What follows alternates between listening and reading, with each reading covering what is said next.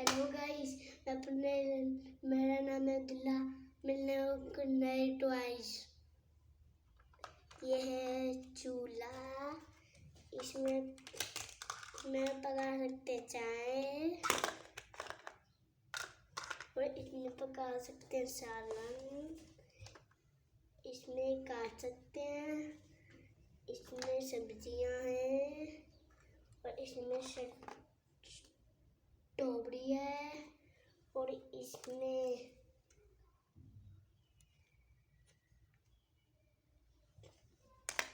Kitchen की चीजें हैं और ये है नाइफ और ये है हिलाने वाला चम्मच और ये है एग वाला, ये है फ्रेंच फ्राइज और ये सब्जियां और ये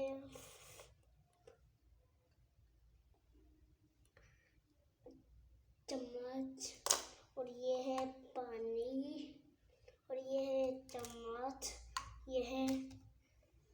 हेलो गाइस, मैं कुछ नए खिलौने लाया हूँ। अब मैं इनको टोकरी में वापस डालता हूँ।